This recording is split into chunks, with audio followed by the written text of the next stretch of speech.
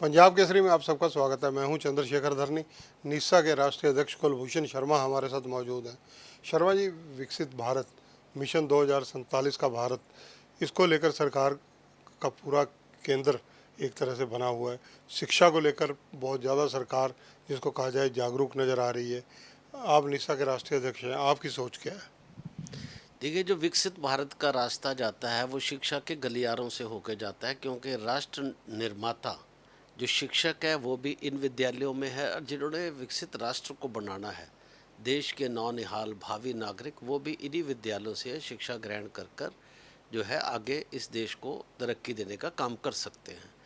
और जो एडीपी 2020 धरनी जी बनाई गई है, एक बहुत ही खूबसूरत और बहुत ही अच्छा डॉक्यूमेंट है, विज़न डॉक्यूमेंट है। आदरणीय मोदी जी ने बहुत ही लगन से और दिशा निर्देश देते हुए उस तरह की शिक्षा नीति को जो है तैयार किया है, जो विकसित भारत का आधार बनेगी। लेकिन इसमें हमेशा जो है पॉलिसी बनाना और पॉलिसी को एक्शन करना, दो चीज़ों में बहुत अंतर होता है। हमारे प्रधानमंत्री जी नीति का निर्माण करवा सकते हैं, लेकिन जब इन एक्शन करने की बात आती है तो उसमें एक स्टेक होल्डर नहीं होता। केंद्रीय शिक्षा मंत्री भी होते हैं और उसके बाद अलग अलग प्रांतों के शिक्षा मंत्री भी होते हैं, क्योंकि ये शिक्षा एक कंकरेंट इशू में आता है। तो अगर उस नीति को अच्छी नीयत से और लागू कर दिया जाता है तो फिर कोई संदेह नहीं है, क्योंकि प्रगति का आधार चाहे परिवार का ले लें, प्रदेश का ले लें या देश का ले लें, शिक्षा ही उसका आधार होता है। तो ये एक बहुत अच्छा नीति बनाकर जो है प्रधानमंत्री जी ने दी है, और उस नीति में लागू करने में कहीं ना कहीं जो दिक्कतें आती हैं, उसमें जो संगठन है, जैसे हमारा नीसा संगठन है, समय समय पर इस पर जो है बातें उठाता रहता है। कौन कौन से ऐसे अहम इश्यूज हैं जिनको लेकर आप अभी भी देखते हैं कि सुधार की गुंजाइश है?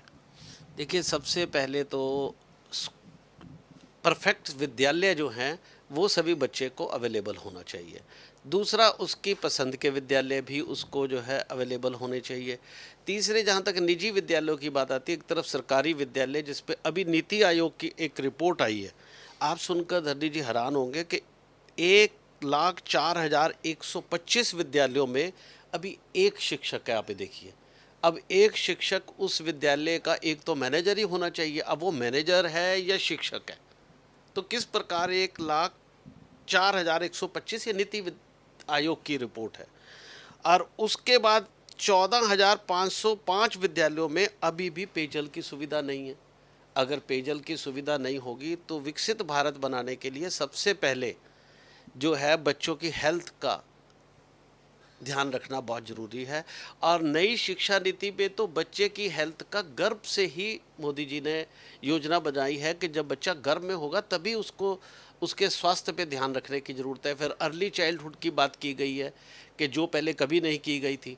लेकिन जो विद्यालयों की स्थिति सामने आ रही है नीति आयोग से कि 14,505 विद्यालयों में जो है पेयजल की सुविधा नहीं है, 61,540 विद्यालयों में उपयोग योग्य शौचालय नहीं है। देखिए, प्रधानमंत्री जी ने कितनी बड़ी योजना चलाई शौचालय की, और उनकी सोच बहुत बढ़िया कि भी शौचालय जो है सब जगह शौचालय उपलब्ध होना चाहिए। स्वच्छ भारत अभियान, छोटी छोटी बातों पे उन्होंने गौर किया, लेकिन अभी तक सरकारी विद्यालयों में ही शौचालय नहीं है। तो ये एक बहुत चिंता का विषय है। और उसके बाद अभी तो क्वालिटी एजुकेशन की अलग बात है।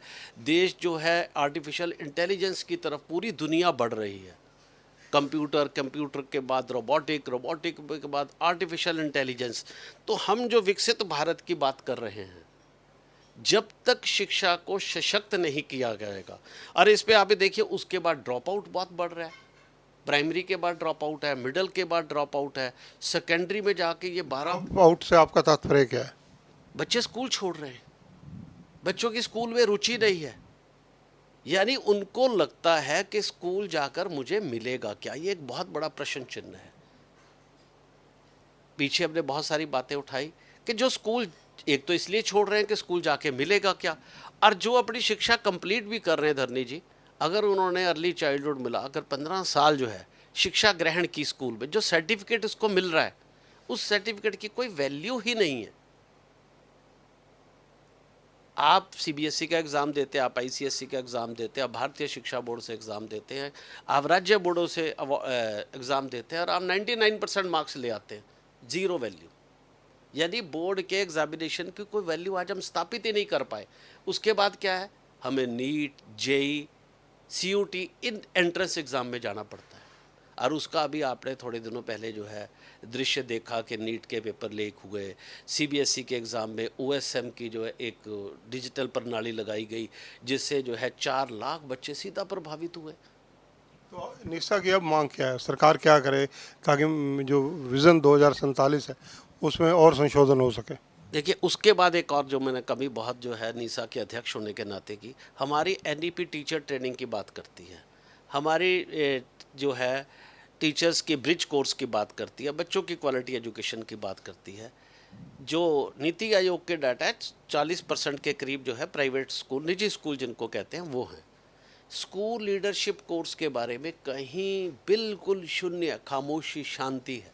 40% लोग जो हैं वो स्कूल लीडर स्कूल चला रहे हैं, उनके लिए स्कूल लीडर ट्रेनिंग की कहीं कोई बात ही नहीं है।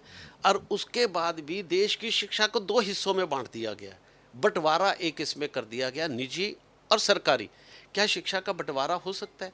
क्या शिक्षक का बंटवारा किया जा सकता है? लेकिन ये बंटवारा जो है इन्होंने कर रखा है।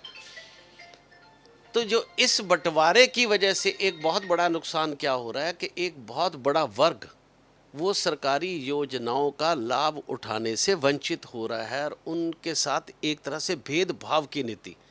अगर देश के बच्चों के साथ भेदभाव होगा, हमें विकसित भारत बनाना है, क्या अर्ध विकसित भारत बनाना है कि आप 60% को तो आप सुविधाएं देंगे, स्कॉलरशिप देंगे, प्रायोरिटीज़ देंगे और 40% को आप इसलिए इग्नोर करेंगे और भेदभाव करेंगे क्योंकि वो निजी स्कूल में पढ़ रहा है।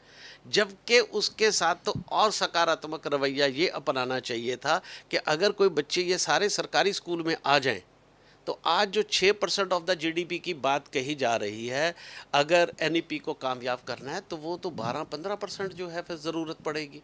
तो क्या देश इस समय सक्षम है कि 6% तो वो दे नहीं पा रहा, वो 4 से 4.5% के करीब जीडीपी जो है एजुकेशन में जो है लगा रहा है, फिर उसको 12% लगानी पड़े तो क्या देश लगा सकता है? तो प्राइवेट स्कूल एक सहयोगी के रूप में काम कर रहे हैं।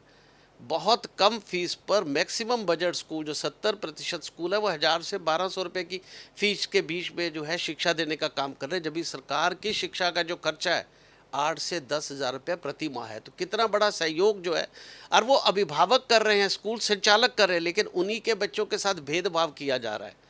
जब मेरिटोरियस की बात आती है, उनको जो है शाबाशी देने की बात आती है, उनको स्कॉलरशिप देने की बात आती है, तो सरकारी स्कूल के बच्चों को दे दिया जाता है और जो निजी स्कूल में अभिभावकों के बच्चे पढ़ रहे हैं उनको जो है उनसे भेदभाव करके उनको नहीं दिया जाता। तो इन मुद्दों को लेकर आप भविष्य में किन से मिलने जा रहे हैं, क्या प्लानिंग है आपके दिमाग में? मैं इसको प्रधानमंत्री जी को, केंद्रीय शिक्षा मंत्री जी को और अपने हरियाणा सभी प्रदेश के शिक्षा मंत्रियों और मुख्यमंत्रियों को हम लिख रहे हैं कि बच्चों के साथ भेदभाव मत कीजिए।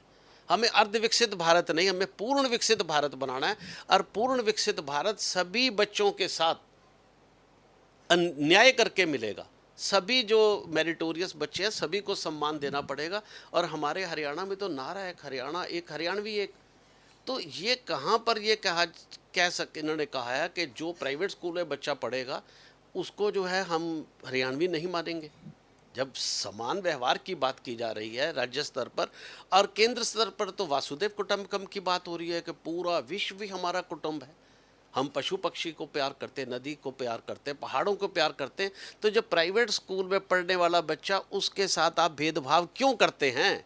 आप उसको प्यार कर क्यों नहीं करते? सभी बच्चों को समान व्यवहार से प्यार देना होगा, सभी प्रतिभाओं को समान रूप से जो है अवार्ड देना होगा, सभी को शाबाशी देनी होगी, तभी विकसित भारत जो है पूर्ण रूप से बन पाएगा। हमारा आपके माध्यम से अपने मुख्यमंत्री श्री नायब सैनी जी से अपील है कि हरियाणा में जो हरियाणा एक हरियाणवी एक का नारा है उसको साकार करें। और आप बहुत ही नेक दिल इंसान हैं तो फिर प्राइवेट स्कूल के बच्चों के साथ ये जो नाइंसाफ़ी क्यों हो रही है, भेदभाव क्यों हो रहा है, अगर वो 80% मार्क्स ला रहे हैं तो उनको अवार्ड क्यों नहीं दिया जा रहा।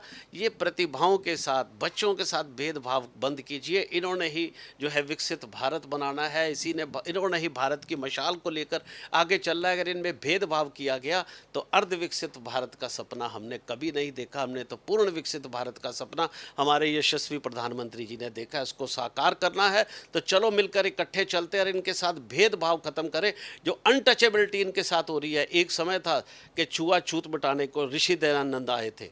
आज इस छुआछूत और अनटचेबिलिटी और भेदभाव को खत्म करने के लिए नीसा ने मिसाल उठाई है और हम जो है नायब सैनी जी से अपील करते हैं, आदरणीय प्रधानमंत्री जी से अपील करते हैं कि इन बच्चों के साथ भी भेदभाव मत करें, इनके माता पिता जी के साथ भेदभाव मत करें और इस भेदभाव रहित शिक्षा प्रणाली का निर्माण करें ताकि जो है विकसित भारत को 2047 से पहले अचीव किया जा सके।